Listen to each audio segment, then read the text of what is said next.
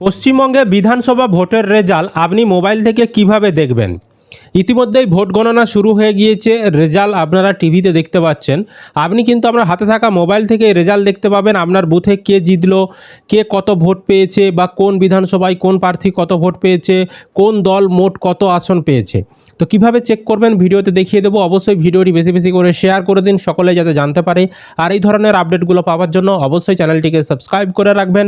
Facebook থেকে যারা ভিডিওটি দেখছেন পেজটিকে ফলো করে রাখতে ভুলবেন না। সবার প্রথম আপনি যে কোনো ব্রাউজার ওপেন করে গুগলে চলে আসুন।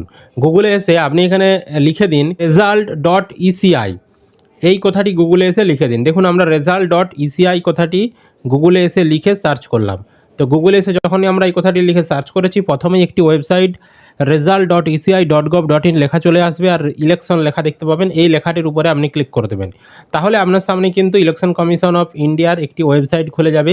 এটা কিন্তু .gov.in লেখা রয়েছে। এটা কিন্তু একদম গভর্নমেন্ট ওয়েবসাইট, মানে সরকারি ওয়েবসাইট, কোনো থার্ড পার্টি কিন্তু ওয়েবসাইট নয়। এবার নিচের দিকে যখনই আসবেন, এখানে কিন্তু আপনি আসামেরও রেজাল্ট আজকে প্রকাশিত হচ্ছে। আসাম, কেরালা, তারপর পদুচেরি, তামিলনাড়ু, ওই সকল রাজ্যেরও রেজাল্ট দেখতে পাবেন। এছাড়াও পশ্চিমবঙ্গেরও দেখতে পাবেন। নিচে দেখুন পশ্চিমবঙ্গ, এখানে কিন্তু 294টা আসনে লড়াই হচ্ছে। এই যে মুহূর্তে আমি ভিডিও বানাচ্ছি, এই মুহূর্তে কিন্তু বিজেপি মোটামুটি 167টি আসনে এগিয়ে রয়েছে এবং তৃণমূল হচ্ছে 82টা আসনে এগিয়ে রয়েছে। এবার আপনি ডিটেলসের রেজাল্ট দেখতে গেলে এখানে ডিটেলস অপশন রয়েছে। এই ডিটেলস অপশানে আপনি ক্লিক করে দেবেন। তাহলে কিন্তু এখানে বর্তমানে কে কতগুলি আসনে এগিয়ে রয়েছে সেই তথ্যটা আপনি এখানে দেখতে পাবেন। এবার যদি আপনি এখানে বিধানসভা অনুযায়ী দেখতে চান, তাহলে বিধানসভা অনুযায়ীও এখানে দেখতে পাবেন। এই যে সিলেক্ট কনস্টিটিউয়েন্সি, এখানে ক্লিক করবেন। দেখেন আপনি যেই বিধানসভা দেখতে চাইছেন সেই বিধানসভাটি সিলেক্ট করবেন। এখানে সমস্ত বিধানসভার নাম দেওয়া রয়েছে। তো আমরা ধরুন এখানে একটি বিধানসভার আপনাদেরকে দেখাচ্ছি, চন্দ্রকোনার ধরুন। তাহলে এখানে চন্দ্রকোনা 232 লেখা রয়েছে, এখানে ক্লিক করে দিলাম। তো এখানে ক্লিক করার সাথে সাথে এখানে দেখতে পাচ্ছেন ইতিমধ্যেই কিন্তু এখানে দুটো রাউন্ড গণনা হয়েছে। এখানে মোট কত রাউন্ড গণনা হবে লেখা রয়েছে, 19 রাউন্ড গণনা হবে।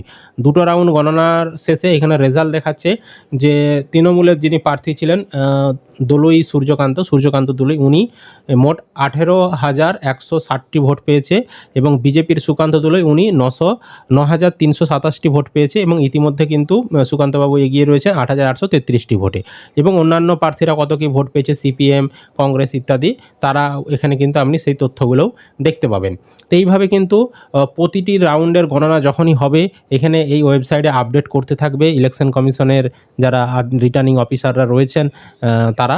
তো আপনারা অবশ্যই সময় সময় পরে এখানে চেক করতে থাকবেন। ইতিমধ্যে দুটো রাউন্ড এখানে দিয়েছে, পরবর্তী সময়ে যত রাউন্ড এগোবে এখানে কিন্তু তথ্য দিতে থাকবে। তো আপনাদের কি মতামত, এবারে কে সরকারে আসতে চলেছে কমেন্ট করে জানাবেন। আর সবাইকে ভিডিওটি শেয়ার করে জানিয়ে দিন। আর এই ধরনের আপডেটগুলো পাওয়ার জন্য চ্যানেলটিকে সাবস্ক্রাইব করে রাখবেন।